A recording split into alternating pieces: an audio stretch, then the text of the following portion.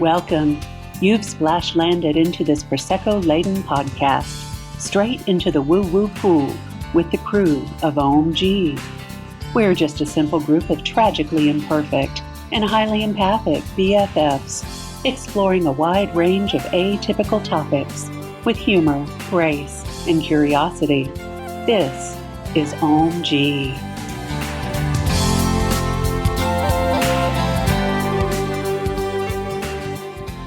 Hello, everyone, and welcome back. You're joining your woo crew, and tonight it's part 2 of the shit I've seen. And honey, we have seen some shit. We're here to talk about it with you tonight, and I'm going to defer right now to Brenda Sue, who's got some stories for us. Brenda, what about the shit you've seen? So, first of all, let's welcome everybody with welcome to the Ohm-g, the podcast. I'm back again this week and so happy to be here. Yeah, we're glad you're back too because I couldn't do the G justice like you did the G, Aaron. Girl, you did the G justice. I sensed that it was going to be you when I listened to the episode, and I thought, oh, Brenda, Sue, Jean, Jolene, Louise the third. I'm so many names I'm forgetting. But you don't even know my name. How long have you been doing this and you don't even know my name? I know.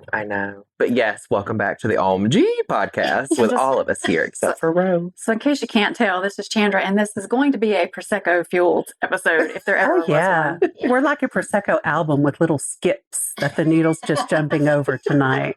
But we're glad you could be here with us, so let's take it away. Yeah, so welcome to the show. We're going to talk about the shit that we've seen, obviously, because we've all seen some shit. We've heard some shit. We've felt some shit. So we've even experienced some shit tonight. Yeah, for sure. That was wild. Let's tell that story first. So this is Chandra, and everyone was like just arriving, and of course, you know, as you all know, we turn every recording into a party. So we were putting out the food and getting the drinks and everything, and all of a sudden, everyone in the room just smelled freshly ground coffee. And there was no coffee in the room. There was nobody that had like coffee scented, had just been to Starbucks or anything. And it was, and it kind of like went around the room. Like one person smelled it, then the next person smelled it, then the next person smelled it. And it went away. And then it went away as fast as it came. It smelled amazing. And it wasn't even Camille's, as she told us and reassured us later, her caffeine-infused thigh cream. It was not. That was a relief. It was not, because summer is not here. But anyway. So, you don't purchase caffeine, coffee-flavored perfume smelled? You just don't want to go around smelling like a fresh cup of brewed coffee? Oh, right. I like to hover over the grinder while it runs and just let it permeate my locks. It's grounding. It's a very grounding. Oh. But she'll be here all week. Sadly. We felt a presence, or that something definitely was down in the kitchen with us earlier, and it arrived. Right. And we both felt like a male presence. So I don't know if it rode in with Camille and her Prius. It might have. Giddy up, saving money on them gas, that's what I'm saying. These days you have to. It likes a good MPG. It's a thrifty one. There's a thrifty man with a gas station cup of coffee in her Prius that rolled in this afternoon. Lucky me. Was it from that new Sheets? It could be. It could be. But don't have too much coffee or you'll get the sheets. Anyway. All right, so let's talk about what we've seen.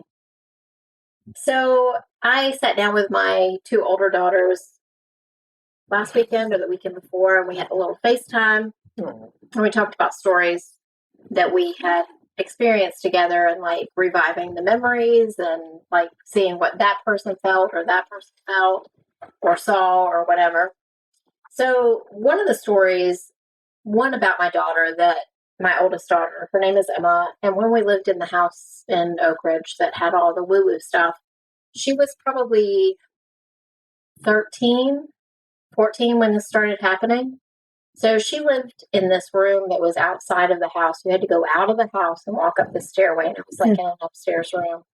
Really, on hindsight, really bad for a teenage girl who was predisposed for getting in trouble. I was going to say, girl, she had an apartment. I trusted a little bit too much. Shout out, Emma. Yeah. Live and learn. She fine today? Yeah. She was the first child, learning child. Yeah. So when she would be up in her room up there, she said that she would have these experiences where she'd be sitting on the bed and she had like this full-length mirror in front of her bed, and she would think about, she said it wasn't a conscious thought, like she didn't think about it, it just would come into her head, and she would think about harming herself. Oh my gosh. And she said that when she would look in the mirror, when she was sitting on the bed in this, I think we had some sort of entity that was, you know, influencing this, but one of her eyes would turn black. And that's when she started actually doing self-harm. Oh my gosh. Yeah. And then she was sleeping up there one night, and she was in one of those paralysis type dreams where you're in between, but you can't move. And she had a book on her bedside table, and she could hear the pages flipping, but she couldn't move and she couldn't open her eyes. And when she did, she heard the book fell off of the bedside table and was on the ground. So we had this entity that came in that house when we were there. And Colleen had drawn a picture of it because they saw it out in the yard when they were out there playing one evening. Because Colleen was probably, I would say, 11 at the time. And Emma was probably 14. And they were there with friends of ours. Their kids, they were all out playing. And the girls got completely freaked out. And I think the other kids of our friends, they were about the same age, 2 boys. And those kids got freaked out too. And Emma came in directly and went straight to bed. Like, she was so freaked out, she didn't want to deal with anything else for the rest of the day. Wow. But it was this, like, y'all sound crazy, but, you know, whatever. You see what you see. You see what you see. Yep. It was like this dog-like thing that stood on its back feet, and it had this, like almost like a mane, like a horse's mane, but it was spiky. And so Colleen drew a picture of this thing. I think I told this story in the last one, like partially told this story. But we took that picture after that happened, and the kids were so terrified, and we buried it out in the woods behind our house. So when we were living in Sweden, after we moved from that house, Colleen one night, she got up the next morning, she was like, I saw that thing in my bedroom last night.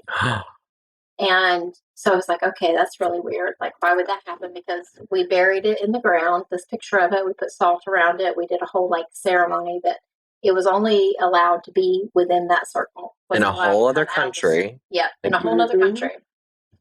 And so I came back for a visit in the winter of that year that happened in the fall. And they had built a neighborhood where we buried that picture. So the ground Had been dug up. Yes. So it had been let loose from its place. And so I went back home, and then we ended up moving back here the following year. And the kids started seeing it again. It would come in.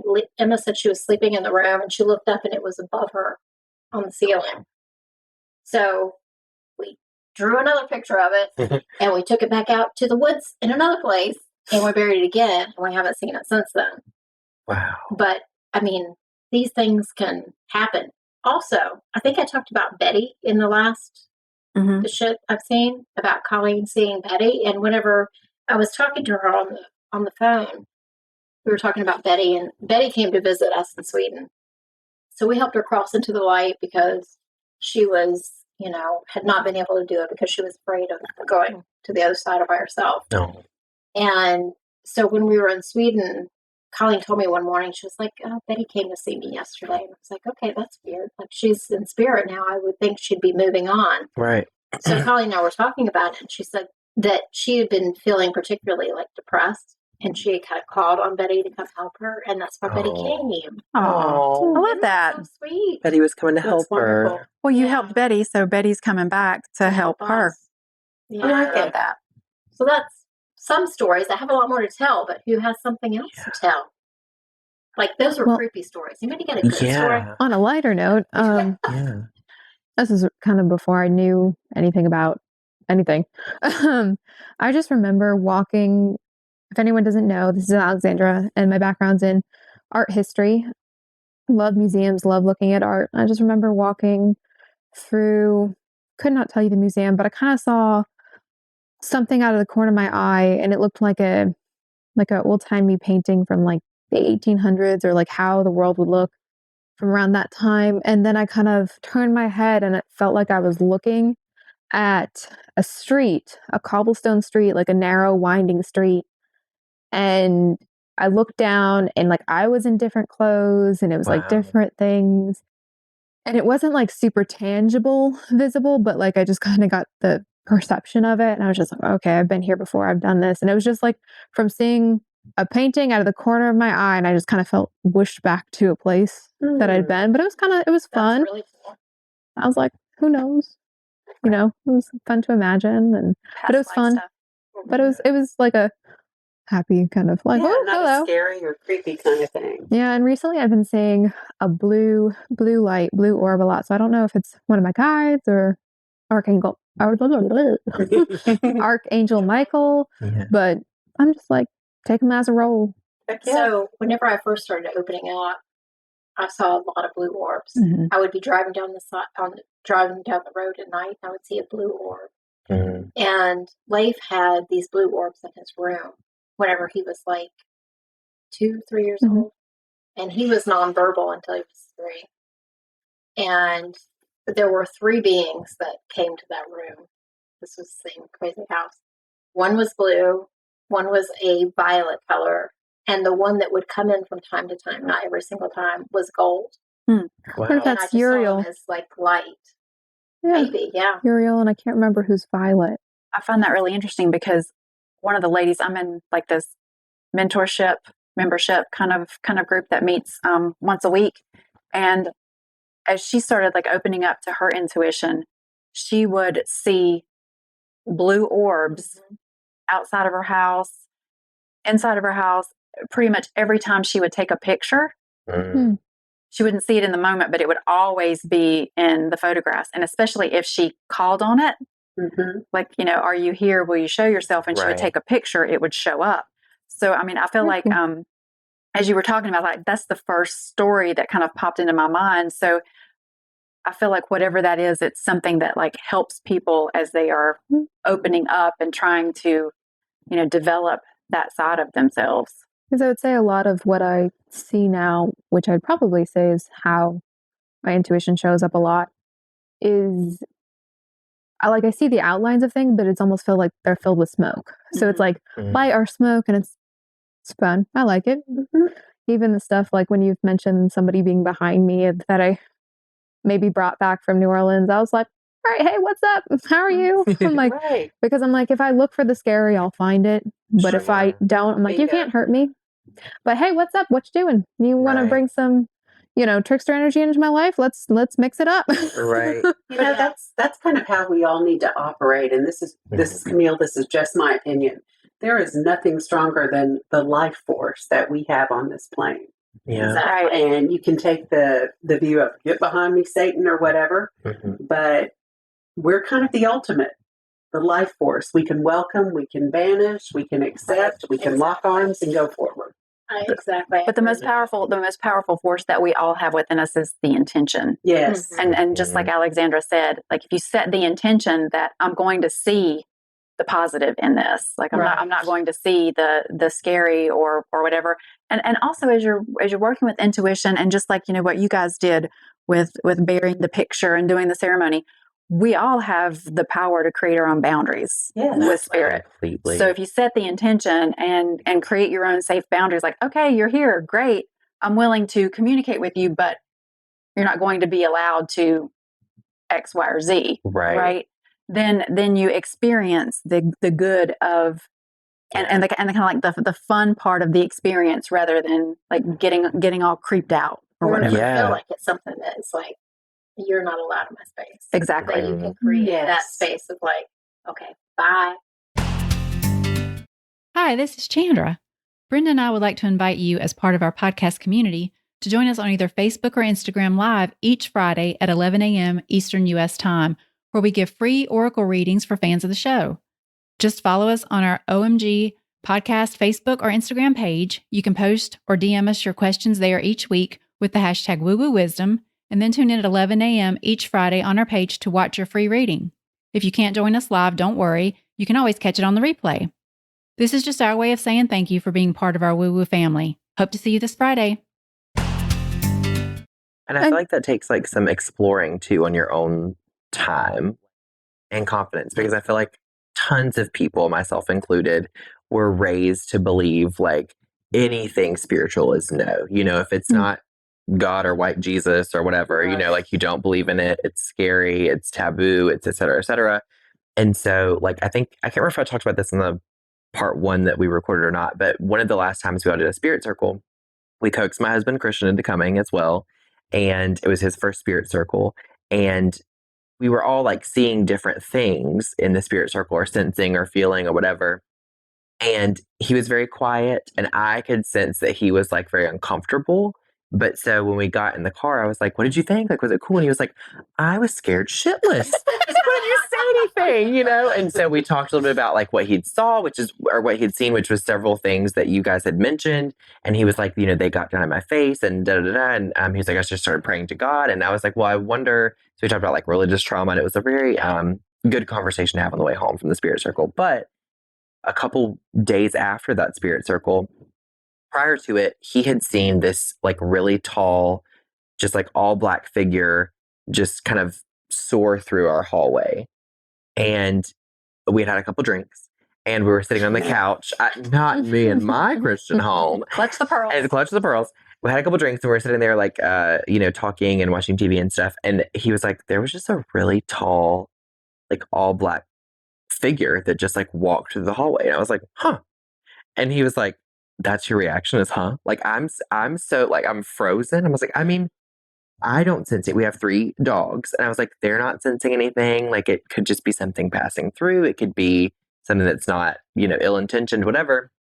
And we had that spirit circle that I talked about. And 2 or 3 nights later, he's cooking in the kitchen, and I'm sitting in the living room with the dogs, and they're all chilling, sleeping. And I see the same, I'm assuming, tall, like all black figure walk from our hallway right at our front door. And I'd never seen anything like physically with my eyeballs. I've like sensed things, or like smelt things, or gotten things through different like modalities, I guess you would say. And so I was like, hey, Shug, because we would call each other. And he was in the kitchen. He was like, yeah. And I was like, I just saw that figure, and it just like walked from like the hallway into like right out the front door. And he goes, as you would say, you know? So, to give him credit, it's not the first time we've scared a Christian. But No pun intended. Right, but exactly. Right. But you know, when you encounter things like that, and you're frozen and you don't know what to do, why not default to something like, thank you for your protection. Thank you for being here. Welcome. Right, welcome. And it's Alexandra jumping back in. The other thing to do is, if you feel really uncomfortable by something, you can always say, okay, take your hands and like brush. Yeah. Like I brush out your auric field, I guess, or just brush away from your body and just say, I release that energy that is no longer mine. Right. You know, just say, it's fine. Sometimes it's like, hey, thanks for being here. See you on your way out or whatever. Exactly. But if you feel strong enough, and this kind of goes into a tangent topic, that if there's something that comes up that makes you anxious or uncomfortable or afraid, and you are strong enough or you feel capable enough to deal with it, lean into it. Yeah. I have found, and this is my own personal thing, those moments of like destruction, metamorphosis, the things that people run from are the things that I used to make myself lean into. And now I'm like, fucking bring it on. Right. I'm like, because it's just like, it's not even about that. It's just like, why am I uncomfortable about this? Let me dig into it. Okay. Because let me uncomfortable times, where that discomfort is coming from. Right. But more than that, it's from those places of uncomfortability, of, soreness, of whatever, that change happens. And like, to me, change is beautiful. And it's the thing that, like my Virgo and Pisces tendency, and a lot of, things that are a little bit more stable and long planning, like don't like. So I'm like, okay, just dig into it and get with it. Because, I'm just like, it's, so lean into the discomfort. And I think I heard that from the crystal girl on YouTube who had heard it from somebody else. And I was like, that has changed my whole, how I view things that make me scared. And it's, particularly when it comes to spirituality. So now it's like, I don't ever set the intention that anything's ever out to hurt me, that whatever I see is not, it's like, all right, hey, cool, whatever, and it's, and you said boundaries, but it's not, to me, I don't view it as boundaries. It's just like, this is me. I'm like an doing me. acceptance. Yeah. But you've set the intention that this is what is acceptable in my space. And nothing else permeates that. Yeah. Well, So I got some stuff to say about that. yeah. Say it. Because y'all know I always got stuff to say about something. Girl, let it fly. Yeah. So, like, I see what you're saying. I see what you're saying. See what you're saying. I see what everybody is saying. But if people are at home and they're dealing with some situation or spirit that is not there for their best intent, because that happens. Oh, yeah. That For happens. sure. So, first of all, how strong are you emotionally, mentally, physically?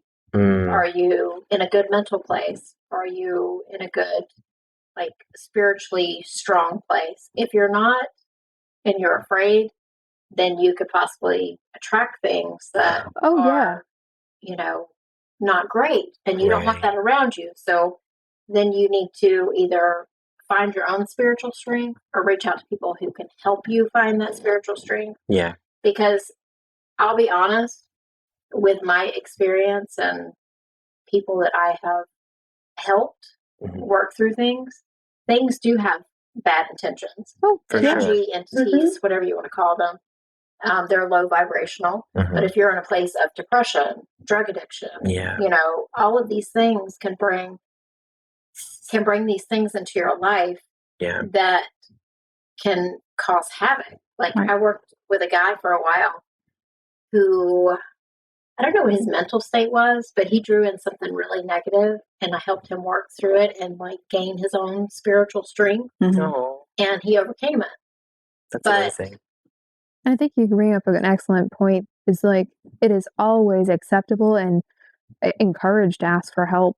Yeah. Because how else, would you go? You're just sitting there stewing, going, "Oh my gosh, what's happening? What's happening?" You can just get into a worse mental place. So, and then you start to feel crazy if people don't believe you, or if you, Well, then things can latch onto you and create chaos in your life, honestly. Because I've seen it happen several times before with people who, were in a bad place mentally and emotionally. So, if you feel like you can't, if you're in a bad place and you feel like something is trying to make things worse, please reach out to someone.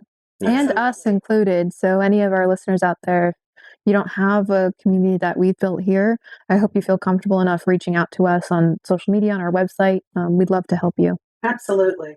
Yeah. Or at least be a listening ear if there's, something we haven't experienced before, or don't, have a resource we can point you to. We can at least be here to listen. Some incredible resources. I mean, we're lucky in that way. So that's a good thing. But I mean, I feel like that's kind of what brought us all together, is not necessarily, overcoming anything negative, but we were all having different spiritual experiences, and we were all in very different places in developing our intuition and things like that. So, just having someone to talk about those things with and experiment and kind of play around, and like the spirit circles that we do and things like that. It's so important to have that underpinning network of like-minded people that you can rely on when stuff like that is going on. Right. Sounding board is good. And sometimes people you don't know provide a certain objectivity that you can't get elsewhere. Yeah. Well, and to kind of springboard off of that is like, the more that you focus on a certain aspect, kind of like the more of that comes in, exactly what you were talking about. Because the last time that we did the episode, when we did part one of the shit that we've seen, I've talked about this before. I'm primarily a channeler. I don't really see a lot or hear a lot, but I'll definitely get these like gut reactions, or I'll have the idea that pops into my head. And of course, I'm the one sitting over here going, okay, yeah, the gut reactions are nice, but I want to see something. I want to have an experience, right?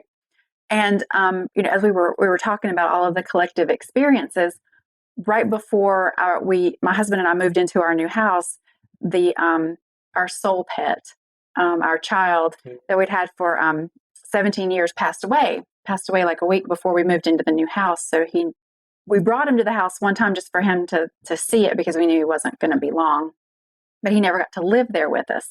And I was always so sad, because I was like, I would so love to see him. I would so love to see him in this space. And we've since got another cat who is a very similar color. And after the episode was over, we were, partaking in the partay ritual of the evening. And Brenda and I were sitting there side by side, and we both saw something that we thought was the animal that we have now. And it went kind of like behind us and around, but then the animal that we have now came up from a different direction. And I looked at Brenda, and Brenda looked at me, and I'm like, did you just see that? And she said, yes. And so I feel like the collective energy, like I actually was able to see our previous pet that I had never been able to see before, because there was obviously something that came by us that was not really there. So, but I think like putting the intention of like drawing that in and like and boosting the energy of that we had all had like around that table, kind of like allowed the vibration to be high enough that it allowed me to see that. So right, for sure. And I think that's because with me, I'm more like I sense things or feel things rather than like hear or see them. But like I feel like Brenda has seen so many things that I'm like intrigued to know. Do you have any more like stories or things?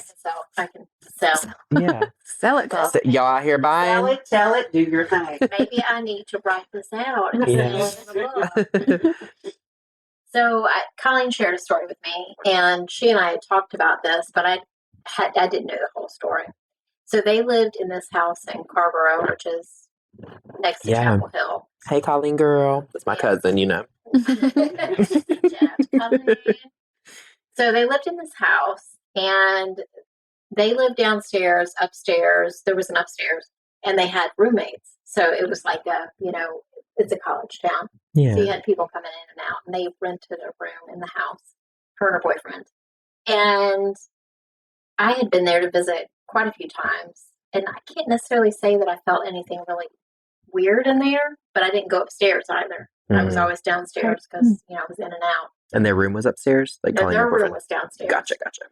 So they kept having the roommates that would move into the upstairs bedroom, and they would get like super depressed, and it would be guys who moved into that room up there. So the guys would get depressed, they would move out, they would live there for like, a short period of time, not their full length of time. Yeah. And so Colleen was like, Mom, there's something really weird going on here. What is it? So I tuned into it. I was like, I see something in that hallway up there. And it comes down the stairs. And it feels kind of like weird. Like, I don't know, something's off. And it felt like heavy energy. Yeah.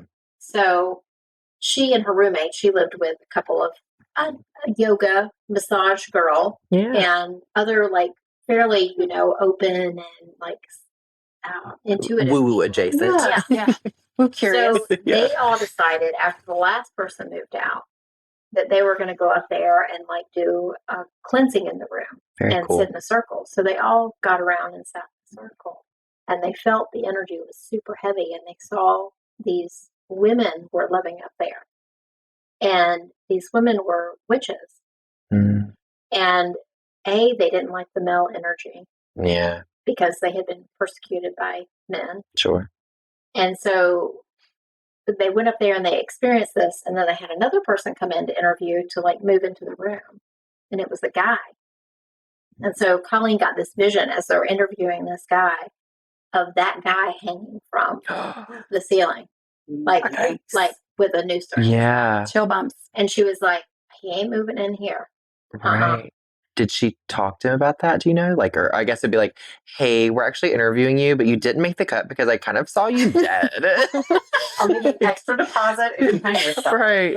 No, they did not talk to him about him. They they just denied him. Sure. It's probably a good thing. And Yeah. hindsight, you're just like, propensity matters. Yeah. Jesus. So then they went up there and they did some rituals to clear the room. I think they did some selenite and stuff up there. I wrote it down, but I don't remember what it was that she told me that they did. But they helped these three, there were three of them. They helped them cross over. Oh. And then they interviewed another person. It was a woman. And she moved in, no problem whatsoever. So they felt like it was connected with like these 3 witch women who were living up there because everybody who moved in up there were male. And they got super depressed or had emotional issues and had to move out. But it didn't last. Okay, so I have a question. Yep. Do you think that these women were kind of like attracting the men to be able to, we're going to get back? Oh, yeah. And we can stay in this space and have this kind of, that's exactly what I sensed when you said that. Right. So they weren't like allowing female energy to even think about. Because when you said that about the guy, like Colleen and those other girls that were like living in the house, like interviewing the guy, I was like, what are the odds that it's always a guy that's being drawn to this space? Like to live in a house with a lot of women. Right. On the first floor. Like that's just. I mean, there were a couple guys on the first floor too. Oh, okay. At least one. Right. One girl had a boyfriend, I think, but it was always that upstairs. And I went up there to the bathroom one time, and it was creepy up there. There was something up there. That was before they got rid of the things. The Sanderson sisters. It was Hocus Pocus. Yeah, right. So, that movie. And me too. So one thing I want to say to anybody who's listening is, as a human being, we're on this physical plane, and we have power. So everybody needs to own their power. Like nothing can inhabit us or take over our, body or whatever without our permission. Yeah. So one thing you can do. Yeah. One thing you can do, keep your vibration as high as possible. And also to be very aware, like the people that you spend your time with or the places that you go, what's the vibration in those places or the people that you hang with, because that is going to affect your energy vibration, which is going to affect what you attract. Yeah. So, and remember that everything is, your diet, so to speak, is more than just the things that you eat. It's the music that you listen to. It's the TV shows that you watch. The podcasts. The feed that runs through your head. Right, exactly. Yes. I would tack on to that. This is Alexandra again. It's also, yes, be aware, but don't be so overaware that you're so focused on it that you end up unconsciously calling it in. Right. It's like, have that balance of, oh, I'm aware and, well, this doesn't feel right. Okay, I'm going to leave. And just kind of be, but don't spend, oh my God, if I'm around this person for 5 minutes and it doesn't feel right, it's going to freak me out. Just like, all right, find that balance of like, I'm aware, but I'm moving on, living my life. Good point. It's kind of more of like a mindfulness than it is a hardline devotion to it. Right. One of the things that I found really powerful is that if you feel like that you are, just in a low vibe place or in a low vibe, just period, of the day or of your life or whatever, is, if you think about it, fear, anger are the lower vibrational emotions, and love, peace, joy are the higher vibrational emotions. And no one's going to go from I'm depressed to, oh, joy, Right. But one of the easiest things to kind of bring you to at least to a midline is gratitude. Gratitude is kind of like the neutral layer of the vibration. So just like when you're feeling that way, just go, okay, what is one thing that I can be grateful for right now? Yeah. What is the one thing that I'm grateful for in this moment? And it kind of just like lifts you just enough kind of out of that place that you don't kind of like mire up or get stuck in that in that lower vibration. It's so funny that you say that, and I'll make this really quick. But this morning I woke up, and so those of you who have listened regularly, you know that I'm a middle school teacher, and it is that time in the year where everything is just batshit crazy, and you're just like counting down the days until summer. And so I woke up this morning and I just felt incredibly drained and exhausted and overwhelmed, a little bit hungover. And if I'm being honest, if I'm being real, everyone, in my Christian home on a Friday morning, Thursday was thirsty. But anyway, so I was sitting there and I was just like feeling very heavy, I felt like, if any of you at home or any of you guys here in the circle ever felt like the only thing that's going to fix the way that I feel right now is to have a really good cry. And I, for whatever reason, could not induce that cry. And so I opened up my meditation app this morning and put in my headphones, and it was, the meditation for the day was about gratitude. And so it was like, what are 3 things that you could absolutely be thankful for right now other than waking up healthy and breathing? And I was like, I have my 1 cup of coffee. I was sitting under a blanket and I had my dog beside of me. You know, like those were 3 things. And I was like, what, you know, like it can only go up from here, you know? And then so I got to school and I was like, everyone, like I started the day with our little like homeroom activity as here's a sticky note. Tell me 2 positive things that have happened to you this week. And if you can't think of 2 things, think of something you're looking forward to this weekend, you know, whatever. And tried to kind of like completely shift the energy, right? And that intention. And it really, energy of the audience. The energy of the audience, right. Yes. And it really helped. So it was interesting you said about gratitude. And I think it brings up a great point of, sometimes I feel like in the spiritual world, there's this whole idea of hurry up and get somewhere, hurry up and get positive, hurry up and be high vibration, hurry up and see something, feel something, know something, evolve, get awakened, hurry up. Yeah. And it is entirely okay, because I was just reading something about the difference between trust and surrender. And there are spaces between where you are and surrendering where it's coming to acceptance, and acceptance is different than surrender. And that process should not be rushed. And I'm telling you, from somebody who's working on that as well, don't rush it. You know, if you're feeling sad or like upset about something, feel it, dig into it. If you know, you see something that, you know, you're like, oh my gosh, I saw something for the first time, it was so cool. Sit in that excitement. Something scared you.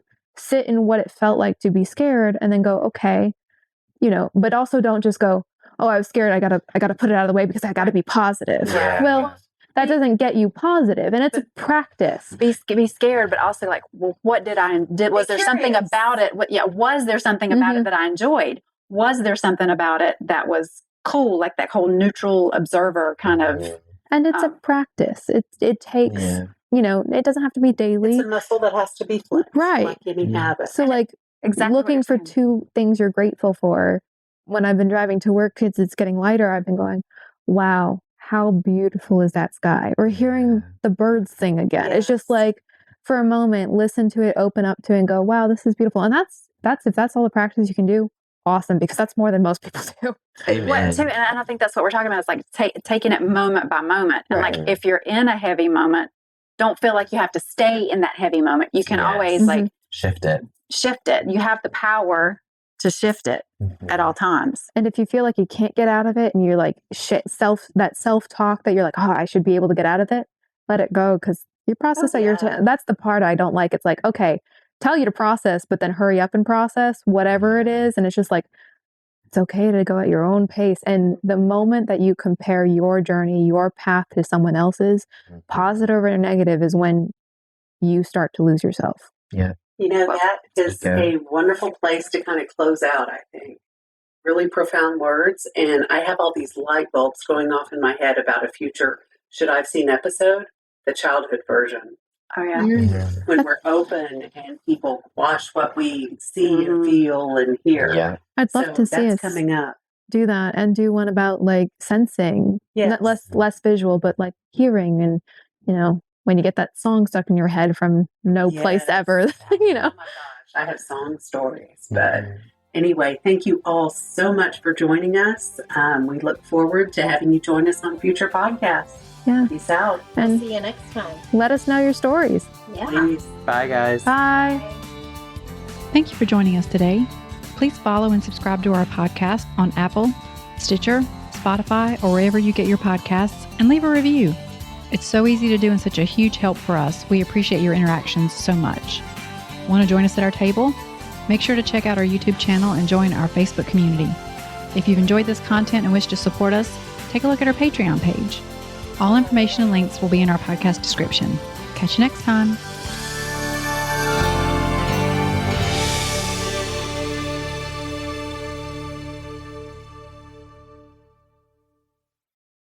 This podcast is part of the Sound Advice FM network. Sound Advice FM. Women's voices amplified.